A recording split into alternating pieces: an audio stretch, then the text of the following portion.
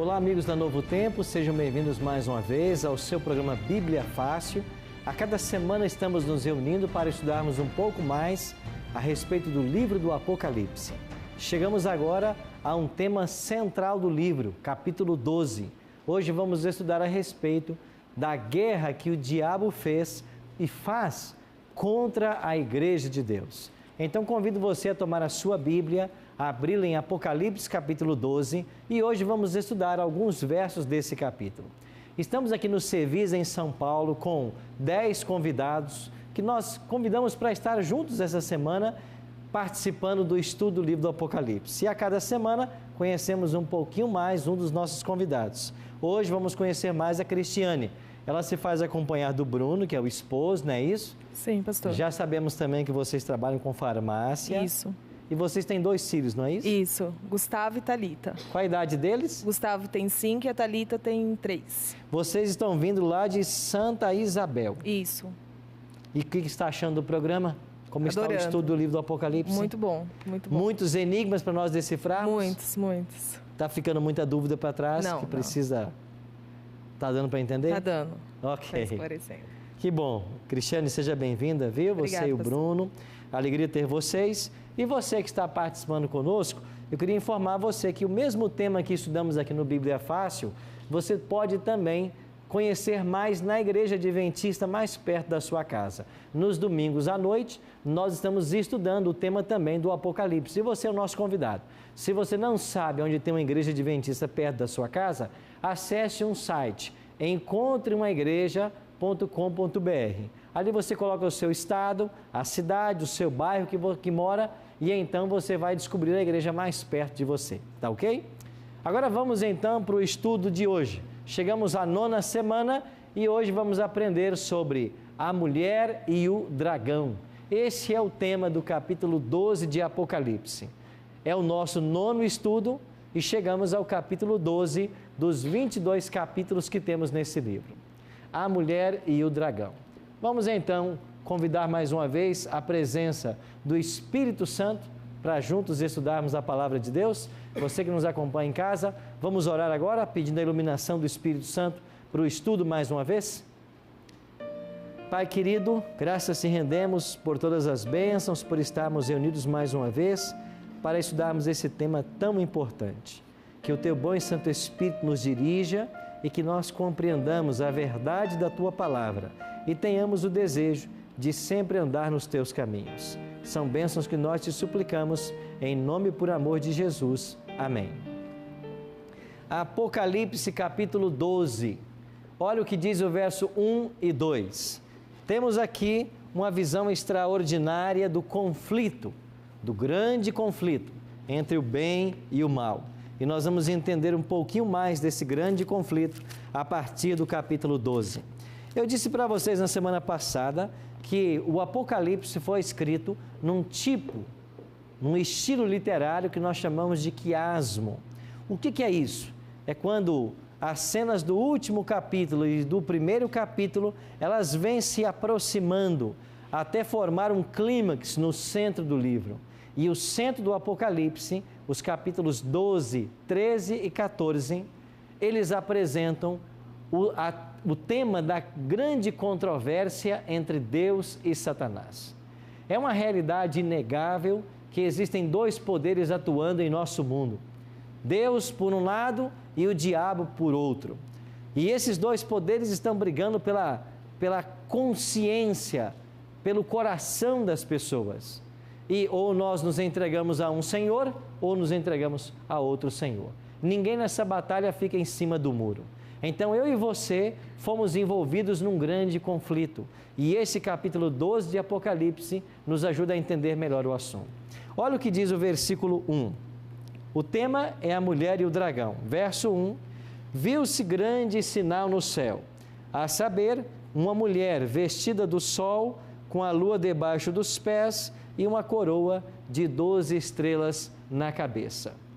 Achando-se, verso 2, grávida, grita com as dores de parto, sofrendo tormentos para dar à luz.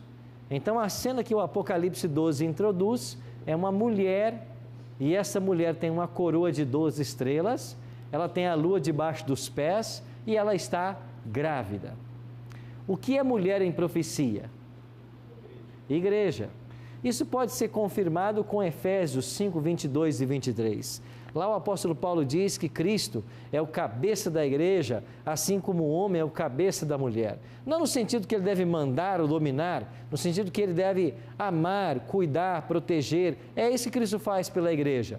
Mas então a Bíblia compara em profecia mulher à igreja. Então aqui nós temos o quadro de uma igreja. Esta mulher que simboliza uma igreja, ela está vestida com o sol e tem a lua debaixo dos pés. O que significam esses simbolismos? Primeiro, ela tem uma coroa de 12 estrelas na cabeça. O número 12 é muito comum na Bíblia. Está lembrado do Antigo Testamento? Quantos eram as tribos? Quantos eram os apóstolos no Novo Testamento? 12. Você já leu Apocalipse 21 sobre a cidade santa? Quantos fundamentos ela tem? 12. O número 12 é o número que fala de plenitude. Então, esta coroa com 12 estrelas simboliza o triunfo de Deus, uma igreja vitoriosa. Esta aqui é um quadro, esse é um quadro da igreja de Deus.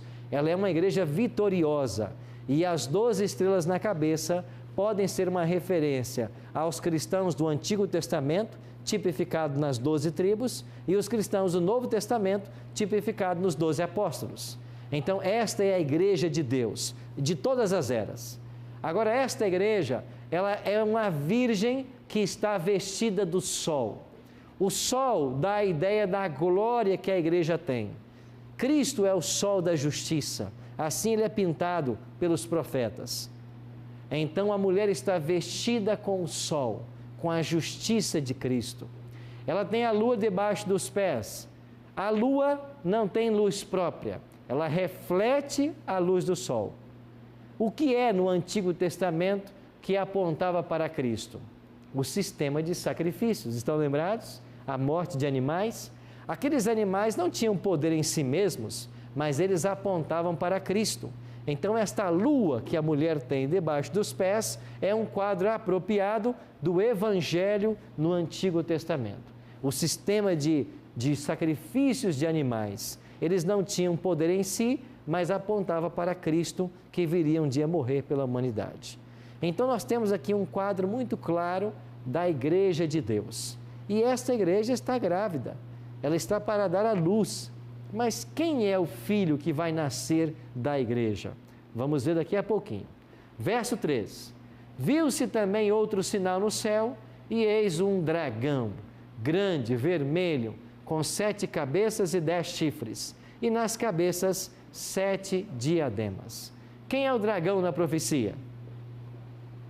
Quem ele representa? O diabo, Satanás. Olha aí no capítulo 12, a partir do versículo 9. E foi expulso o grande dragão, a antiga serpente, que se chama o quê? Diabo e Satanás. Então, o grande dragão, a antiga serpente. Que serpente antiga é esta? É a serpente que enganou Eva, lá no Jardim do Éden. Então, o diabo é tipificado na profecia como sendo o dragão. Agora, diz o Apocalipse que esse dragão apareceu. E o que acontece agora? A sua cauda arrasta a terça parte das estrelas dos céus, as quais lançou para a terra. Amigos, o que representa esta cauda do dragão que arrasta a terça parte das estrelas dos céus? O que é estrela em profecia? Anjos. Lembra de Apocalipse 1:20? É lá que diz que estrelas são anjos. A cauda do diabo arrastou a terça parte das estrelas dos céus, ou seja, dos anjos que Deus tinha no céu, 1/3 ele conseguiu enganar. E no versículo 9, mais à frente, vai explicar isso, no verso 7 a 9. Olha o que diz, o conflito no céu. Houve peleja no céu. Miguel e seus anjos pelejaram contra o dragão. Também pelejaram o dragão e seus anjos. Todavia, não prevaleceram, nem mais se achou no céu o lugar deles. E foi expulso o grande dragão, a antiga serpente, que se chama Diabo e Satanás, o sedutor de todo mundo. Sim, foi atirado para onde? Para a terra. E com ele quem? Os seus anjos. Sabe quem são esses anjos? A terça parte que a cauda dele arrastou. Nós não sabemos quantos anjos Deus tinha, mas de todos os anjos de Deus, 1/3 aceitou a rebelião de Satanás. E eles foram expulsos do céu. Agora, quando é que houve essa batalha em que o diabo foi expulso do céu? Antes da criação de Adão e Eva. A batalha no céu, ela é anterior à criação dos nossos primeiros pais. Agora, quando o diabo é expulso do céu, ele é expulso para a terra. E você está lembrado que ele apareceu para Eva na forma de uma serpente? Ou seja, ele foi expulso do céu e veio tentar nossos primeiros pais. Ele teve êxito, ele enganou Eva, Eva deu fruto para Adão, eles desobedeceram e o pecado entrou no mundo. A partir de então, o diabo tornou-se príncipe desse mundo. Ele usurpou o cetro que estava na mão de Adão. Então o diabo foi expulso do céu e veio para a terra. E a sua primeira tentação foi no jardim do Éden. E ele conseguiu enganar Adão e Eva. Agora a batalha continua. Após a sua expulsão do céu, ele conquistou o domínio do planeta, enganando nossos primeiros pais. A cauda do dragão arrastava a terça parte e o dragão se deteve em frente da mulher, diz o versículo 4, que estava para dar à luz a fim de lhe devorar o filho quando nascesse.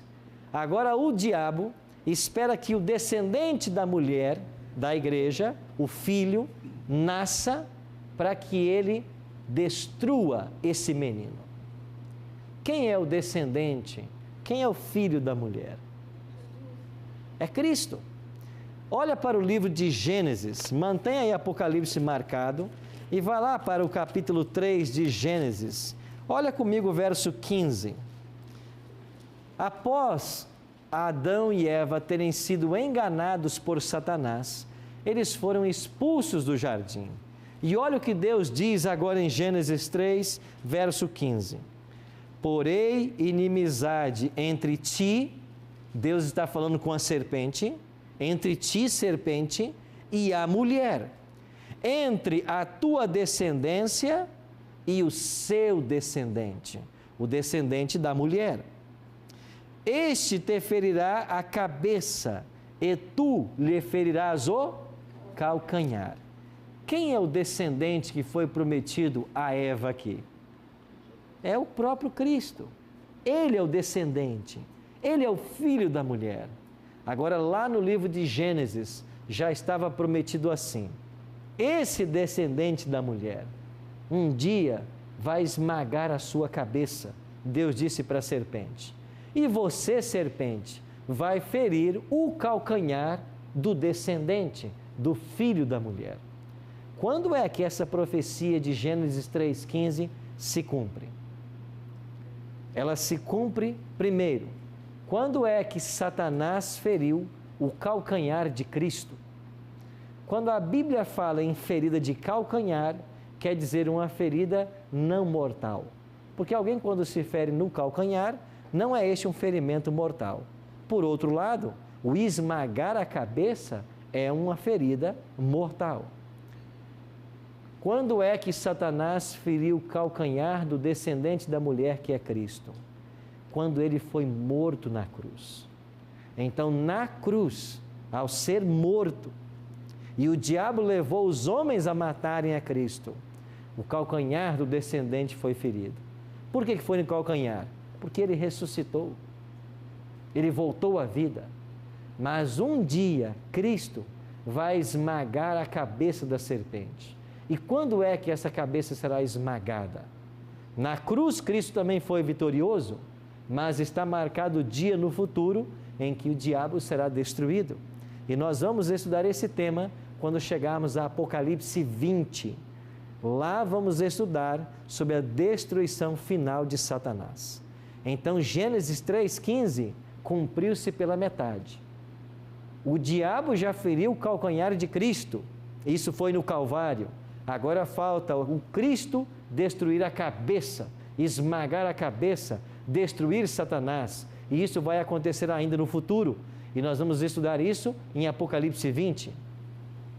Pois bem, Cristo era o filho que estava para nascer.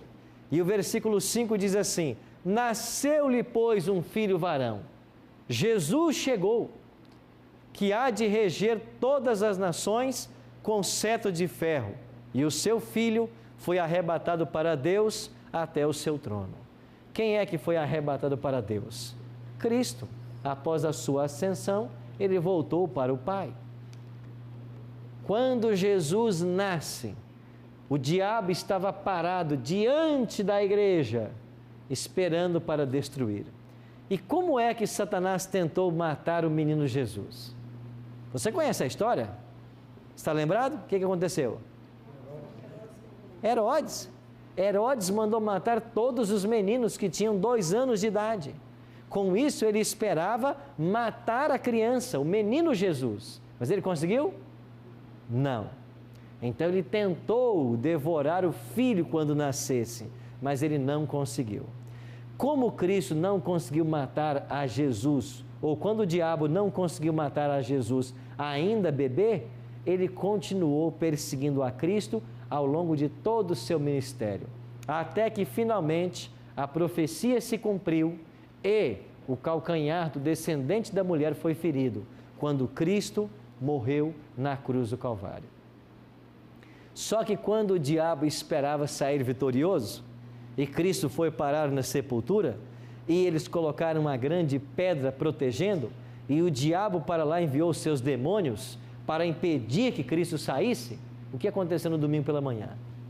Ele ressuscitou, e quando Cristo saiu da sepultura, o diabo viu que a sua derrota era final. Ele não conseguiu manter o Filho de Deus na sepultura. E então, como ele não pôde destruir ao Filho de Deus, agora o ódio dele vai se voltar contra quem? Contra a mulher, que dera luz ao menino Jesus. Olha o que diz a profecia. Como não conseguiu destruir a Cristo, seu ódio se voltou contra a igreja. Versículos 13 e 14. Quando, pois, o dragão se viu atirado para a terra, perseguiu a mulher que dera luz ao filho varão.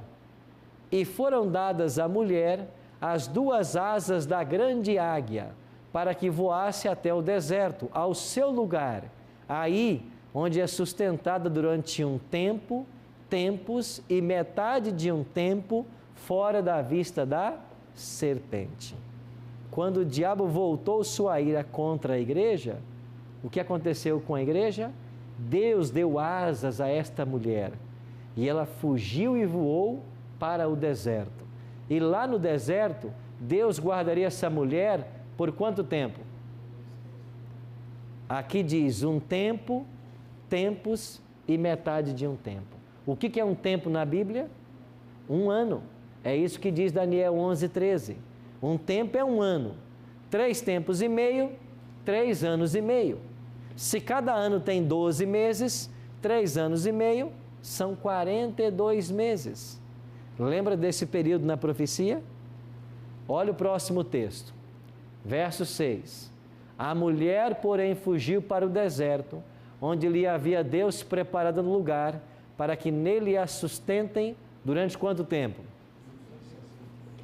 1260 dias, que são em profecia anos. 1 tempo, 2 tempos e metade de um tempo, ou 3 tempos e meio, eu disse que são igual a 42 meses. E se você multiplicar 42 meses por 30 dias? 1260. Então, 1 tempo, tempos e metade de um tempo, 42 meses e 1260 dias estão falando do mesmo período profético, 1260 anos. E você sabe que nós já estudamos esse período aqui. A que se referem esses 1260 anos? A supremacia dos papas. Ou seja, durante a Idade Média, o diabo vai usar a Igreja Romana para perseguir aos filhos de Deus. E a igreja voou para o deserto, para um local isolado, porque lá nesses 12 séculos, Deus manteria a sua igreja protegida. E sabe o que diz o verso 16? A terra, porém, socorreu a mulher, e a terra abriu a boca, e engoliu o rio que o dragão tinha arrojado de sua boca. Este rio aqui fala das perseguições do dragão. Ele atacou a mulher, mas Deus deu asas à mulher, levou-a para o deserto, e lá Deus guardou essa mulher por 1260 anos, durante o mesmo período em que o papado estava dominando. Não é interessante a profecia? Agora olha o que aconteceu aqui. Durante esses 12 séculos, os fiéis de Deus se esconderam em regiões montanhosas e isoladas da terra. E eu já falei para vocês sobre os povos sinceros a Deus durante a Idade Média. Já falei para vocês dos valdenses, dos albigenses, dos huguenotes e de tantos outros que depuseram sua vida por amor a Cristo. É verdade que a igreja foi para o deserto e muitos foram protegidos, mas a perseguição não parou. E muitas pessoas perderam suas vidas durante estas perseguições. Mas o que aconteceria após esses 1260 anos? Ou quais as histórias que nós conhecemos hoje de perseguição ao povo de Deus nesse período? Nós iremos para um breve intervalo e assim que voltarmos, vamos ver como Deus protegeu a sua igreja, mas muitos tiveram que depor sua vida por amor ao Evangelho e a Cristo. Daqui a pouquinho nós voltaremos.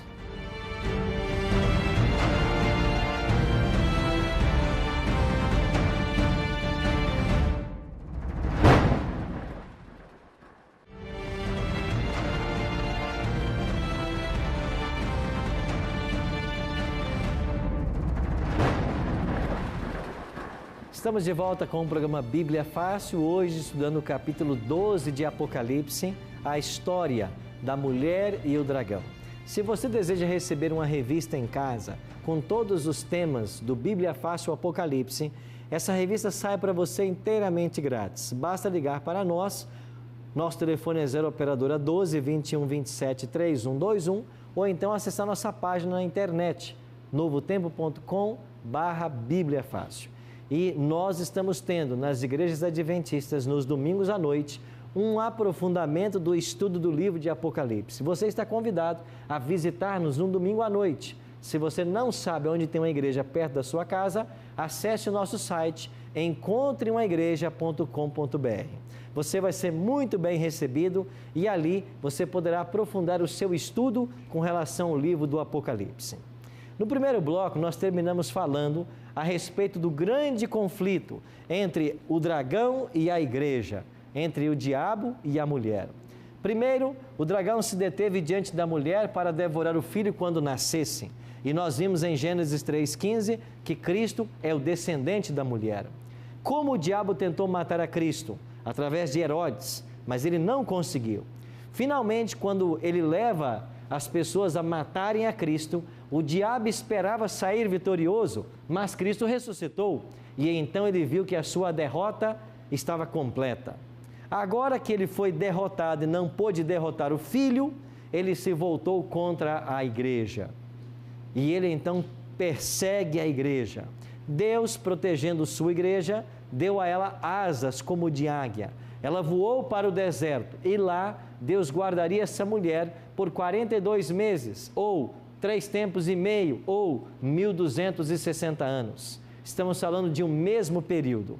E de 538 a 1798, época da supremacia papal, a igreja de Deus foi perseguida. Estamos falando dos valdenses, dos albigenses, dos huguenotes, de John Wycliffe, de Hus, Jerônimo, Tyndale, Knox e tantos outros que morreram, deram suas vidas pelo Evangelho.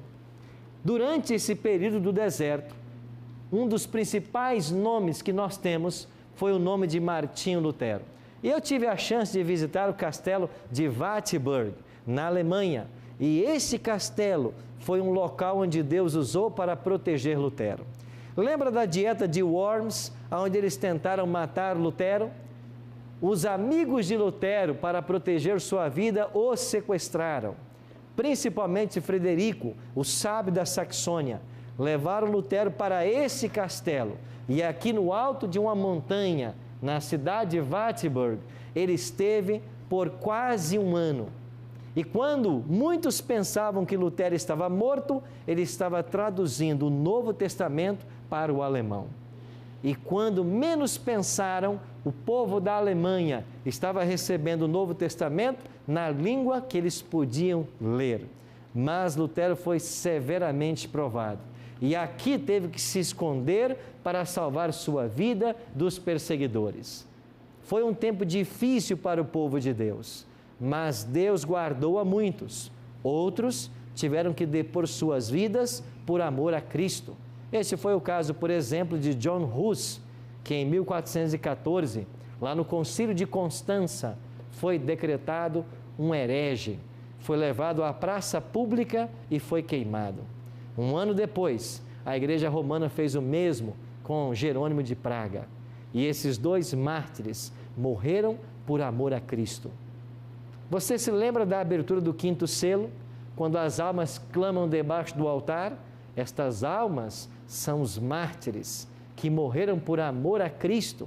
E elas agora estão perguntando para Deus: ó justo e soberano Senhor, até quando não vingas o nosso sangue? E o que aconteceu na abertura do quinto selo? Foram dadas a elas vestes brancas e dito para elas assim: descansem, até que o número dos conservos seja completado. Ou seja, outros mártires ainda viriam, até que o número fosse completado e Jesus voltaria para fazer justiça ao seu povo. O que acontece em seguida a esse tempo de prova? Olhe agora para o verso 17. Apocalipse 12, verso 17.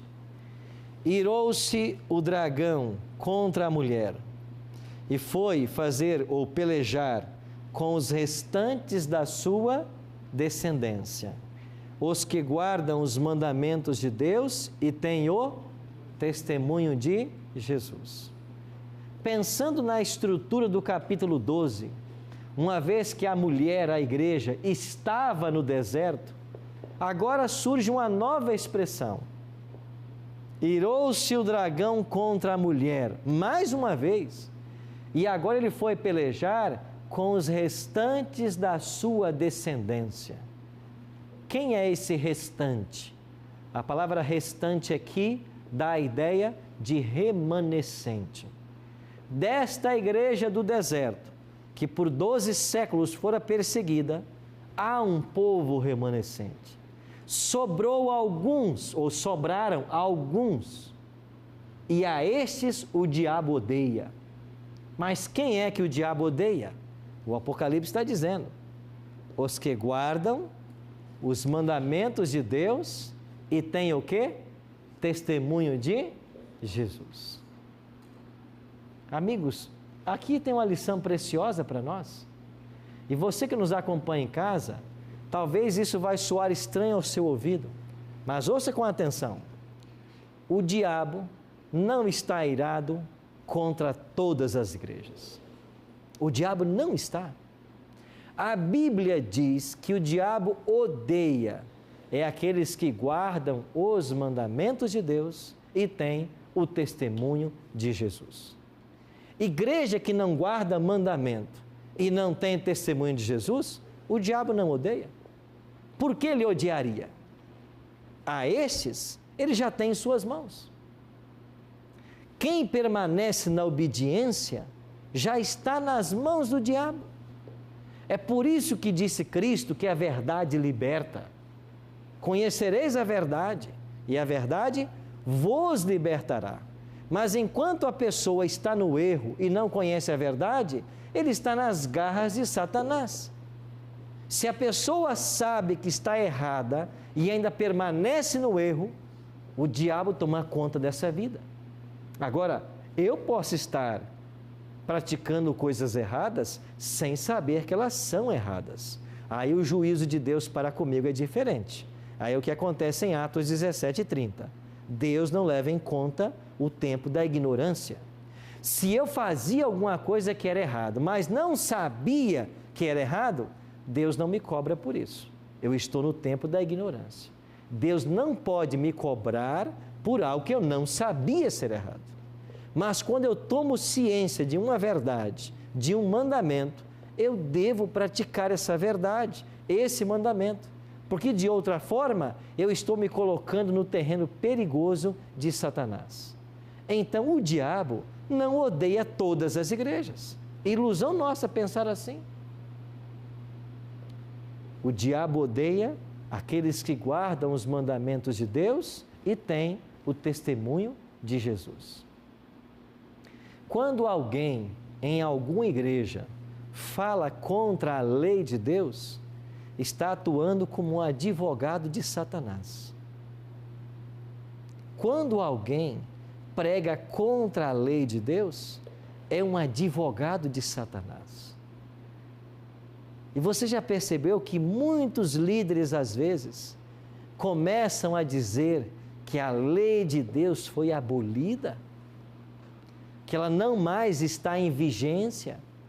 Ora, esse é um advogado de Satanás, porque é o diabo que odeia a lei de Deus, ele sempre odiou. De fato, por odiar a Deus e sua lei, é que ele provocou uma rebelião no céu. Mas ele é tão astuto que ele conseguiu arrastar após si a terça parte dos anjos de Deus. Agora eu pergunto para você, se até os anjos que não conheciam o mal nem o pecado foram seduzidos por esse arqui-inimigo, o que dirá dos seres humanos? Com muito maior facilidade, ele engana ao ser humano. E tem muita gente por aí assumindo o papel de advogado do diabo, pregando contra a lei. Amigos, se a lei de Deus foi abolida, o que é que nos resta? Se eu posso matar, posso roubar, posso adulterar, posso dar falso testemunho, o que é que sobra de moralidade para o cristão? Não, pastor, peraí, estas coisas não foram abolidas. Ué, o que então foi abolido? Aí quando você começa a pesquisar com mais profundidade, você descobre que o que eles estão dizendo que foi abolido na lei é só o sábado. Agora, como que você tira o sábado de junto dos 10? Como que você dos 10 extrai o sábado e diz que esse foi abolido? Diante de um texto, por exemplo, como Mateus 5, 17 e 18, onde Jesus diz que nenhum io, nenhum tio jamais passará da lei até que tudo se cumpra. Como que você tira o sábado da lei, se Jesus disse lá em João 14, 15, se vocês me amam, vocês guardam os meus mandamentos? Como que você tira o sábado dos 10 mandamentos, se Tiago 2,10 diz que qualquer que guarda toda a lei, mas tropeça em um ponto, é culpado de todos? Então escuta uma verdade mais uma vez. A lei de Deus não pode ser mudada. Ela nunca foi abolida. O diabo trabalha contra a lei e o diabo odeia os guardadores da lei. E dentro dessa lei está o sábado. Você já ouviu essa verdade antes? Não é a primeira vez. A pergunta é, até quando você vai ouvir essa verdade e não vai aceitá-la no seu coração? Até quando você não vai fazer um estudo sério da Bíblia para tirar a prova dos 9? Até quando você vai ouvir pessoas por aí citando argumentos tipo este? O sábado era para os judeus.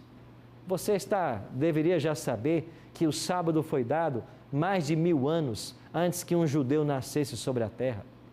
O sábado foi dado em Gênesis 2, 1 a 3, para Adão e Eva.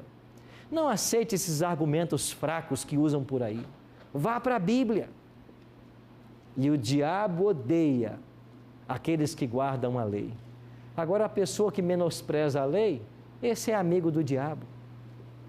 A pessoa que usa da mentira, diz a Bíblia que ele é até filho do diabo. Então, contra quem o diabo está irado? Primeiro, aqueles que guardam os mandamentos de Deus. Mas Apocalipse 17, 12, 17, apresentou ainda uma segunda característica. O diabo odeia os remanescentes da igreja de Deus. Aqueles que, além de guardar os 10 mandamentos, eles têm o testemunho de Jesus. O que é o testemunho de Jesus? Abra sua Bíblia aí em Apocalipse capítulo 19, verso 10, na última parte.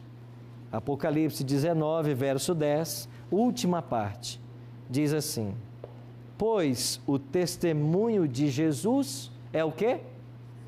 O espírito da profecia. Sabe o que o Apocalipse 12, 17 está dizendo? Terminado o tempo de 1260 anos da perseguição, em que a igreja de Deus fora levada para o deserto, surgiria no cenário mundial, depois de 1798, que é quando o Papa Pio VI foi preso, surgiria a igreja remanescente. Então veja, 3 coisas que nós temos que aprender. A igreja remanescente só pode surgir no cenário mundial depois dos 1260 anos de supremacia papal, que termina em 1798. Então, primeiro, a igreja remanescente tem que surgir no cenário mundial depois de 1798. Segundo, esta igreja que surge, ela tem que respeitar a lei de Deus. Ela guarda os mandamentos. Terceiro, ela tem o testemunho de Jesus, que é o espírito da profecia, ou seja, o dom profético seria visto nesta igreja. Qual é a igreja que surgiu depois de 1798? Observando toda a lei de Deus e tem uma profetisa no meio dela. Eu disse no último estudo, a Igreja Adventista do Sétimo Dia. Ela surgiu em 1844, ela defende a vigência dos 10 mandamentos e ela tem um profeta moderno, uma profetisa nesse caso, Ellen G. White. Talvez você não conhece muito sobre Ellen G. White. Procure comprar alguns livros dela.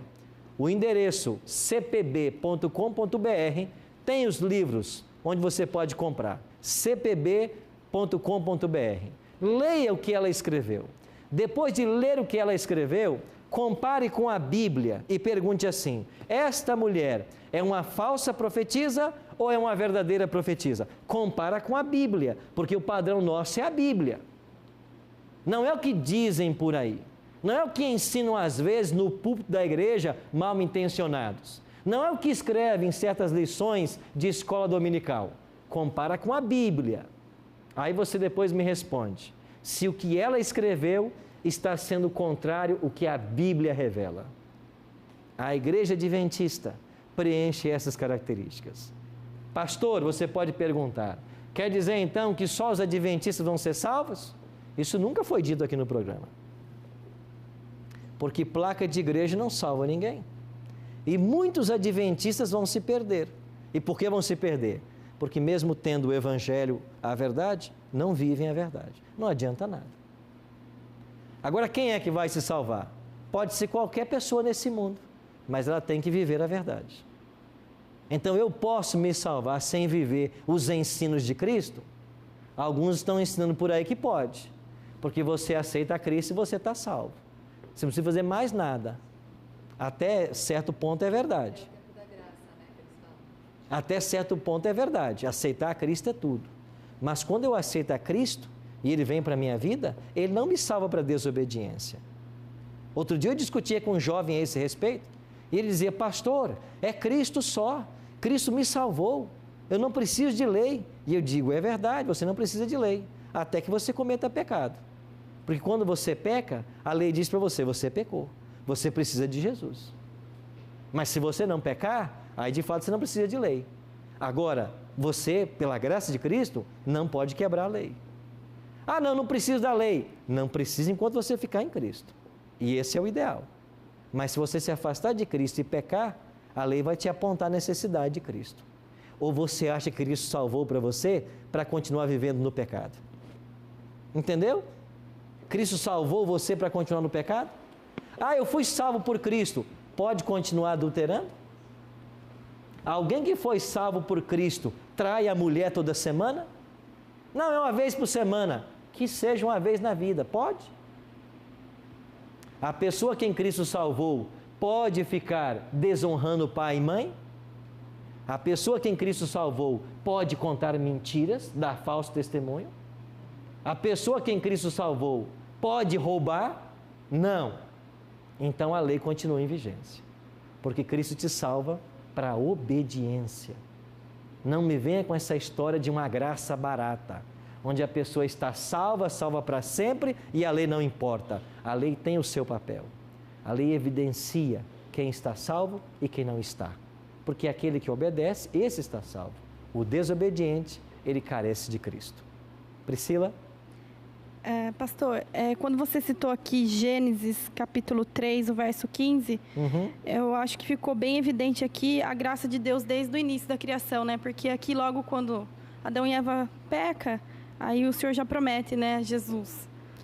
Desde o Gênesis, o Cristo já está prometido. É a graça de Deus. É a graça que se estendeu. Então aí ficaria bem evidente, né, que a graça existe desde o início, desde Exatamente. A graça foi manifestada aí. São versos que a gente lê, parece ter tanta amplitude, de fato, sabe, né? Como os teólogos chamam esse texto? Mas aqui a gente vê a graça de Deus. Os teólogos chamam esse texto de proto-evangelho. É o primeiro evangelho. O evangelho foi dado aí em Gênesis 3,15. Então Jesus já Cristo é que nos salva. Agora, quando Cristo te salva, Ele não te salva para você continuar na desobediência. Se você pudesse viver em pecado, Ele nem precisava ter morrido. Ele morreu porque o pecado tem que ser pago. Porque o pecado não pode ser tolerado. Então, amigos, hoje o cristianismo sofre de uma pobreza doutrinária, porque se ensinam nas igrejas uma graça barata, onde a pessoa pode viver do jeito que ela quiser, tão somente se ela professar que é cristão. Não é isso que a Bíblia ensina. A palavra nos ensina é que Cristo nos salva por sua graça, e o resultado dessa salvação é a obediência. Bruno? Pastor, a gente sabe que hoje tem muitas igrejas, como o senhor disse mesmo, que o diabo iria camuflar a palavra de Cristo. E muitas pessoas estão nelas, elas são sinceras de coração, mas talvez não conhecem a verdade desta forma que nós estamos vendo. Elas se comprometem ao salvamento delas por elas não conhecerem desta forma a verdade? Não pode comprometer, porque senão Deus seria injusto, certo? Lembra que eu mencionei para vocês Atos 17:30? Lá diz que Deus não levou em conta o tempo da ignorância. Se você for para a carta de Paulo aos Romanos, Paulo vai ser bem claro em dizer de que aqueles que sem lei pereceram, sem lei serão julgados. Ou seja, Deus nos julga com base no conhecimento que nós temos da verdade. Se você não sabe de um ponto da verdade, Deus não vai te cobrar por isso. Agora, quando eu descubro a verdade, o juízo será baseado neste conhecimento. E a norma do juízo é a lei de Deus. É o que diz Tiago 2,12. Porque havemos de ser julgados pela lei da liberdade. Nós seremos julgados pela lei. Eu sou salvo pela graça, mas o parâmetro do juízo é a lei de Deus. Agora, se uma pessoa não conhece algum mandamento, ele não vai ser cobrado por isso. Certo? Sim, Patrícia. Pastor, eu vejo também muitas pessoas, sabendo disso, dizendo que não querem conhecer a verdade de Deus para então não serem cobrados. Mas então, como que a gente pode ver isso, né? A pessoa tem a oportunidade de conhecer a verdade, mas nega, porque sabe que então aí será julgada de uma forma diferente, né? A cobrança será maior. Você sabe que existem vários textos na Bíblia falando sobre pecado e termos também no grego. Nós conhecemos um deles que é muito usado. Quando se pergunta assim, o que é pecado? A resposta automática é a transgressão da lei. Só que a transgressão da lei é um pecado que tem no Novo Testamento. É um termo que nós chamamos de anomia. Aquele que quebra a lei, que vai contra a lei, que é nomos. Mas existe no Novo Testamento 9 termos para pecado. E um desses termos é você não ter conhecimento que você deveria ter. Entendi, principalmente quando é possível. Quando é possível. O conhecimento está à mão, está disponível, mas eu não quero conhecer para não ter mais compromisso. Exatamente. Isso é viver em pecado. Entendi. Deixa eu perguntar para vocês. Imaginemos que você, semana que vem, fosse a um médico e o médico dissesse para você assim, você está com um problema crônico no coração. Existe aqui um medicamento que você precisa tomar para sobreviver. Se você não tomar um comprimido todos os dias, você vai morrer. Isso é uma condição, como dizem os latinos, sine qua non, ou sim ou não. Toma, senão você vai morrer. Se você não tomar a pílula, você vai morrer. Imagine essa cena, doutor Guilherme. Um médico diz isso para você. Aí você volta para casa e diz assim, aquele médico não sabe de nada. Eu vou tomar um chá. A minha mãe diz que boldo é bom para muita coisa. Eu vou tomar um chá de boldo. Não, eu vou tomar um chá de capim santo, erva cidreira. Eu vou fazer alguma coisa e vou ignorar a informação médica. Você faria isso? Em são juízo? Uma pessoa faria isso?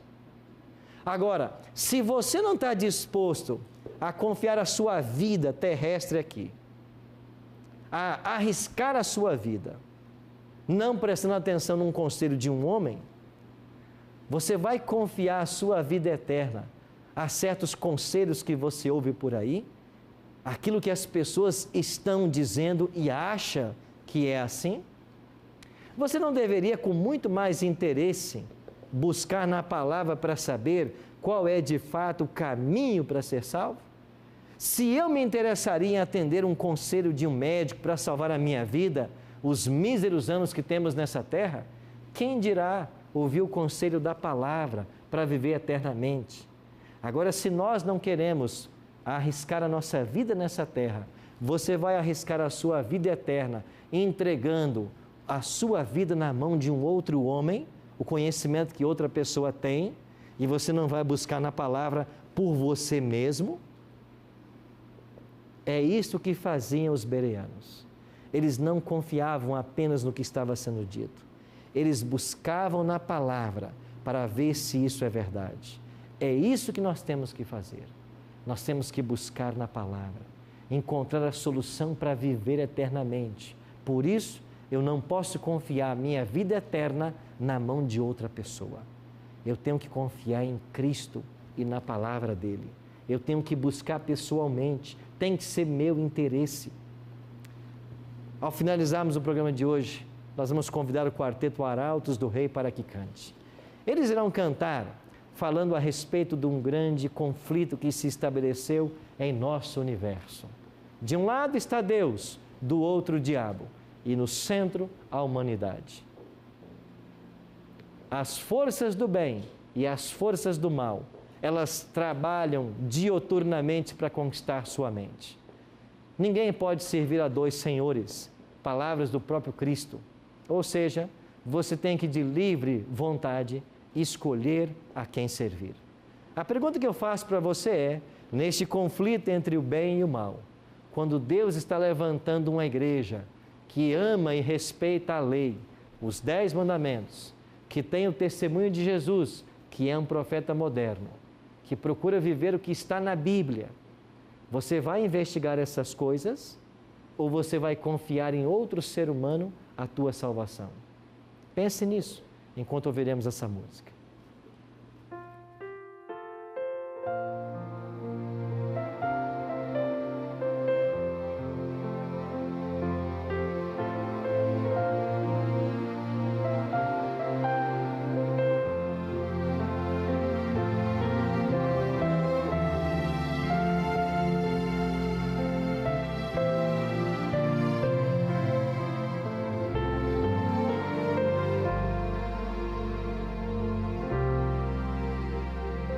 Bem antes que na terra houvesse luz, um ser de luz se transformou, tornou-se em trevas, vindo contra nós, grande conflito.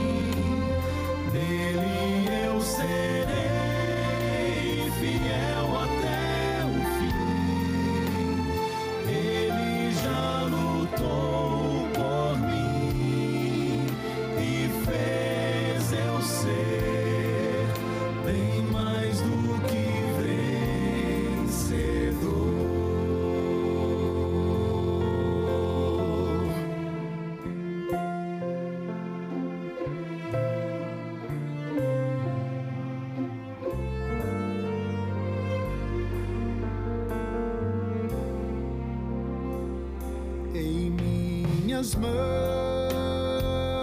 está a decisão, seguir o reino do amor e refletir o evangelho em mim, ou me esfriar e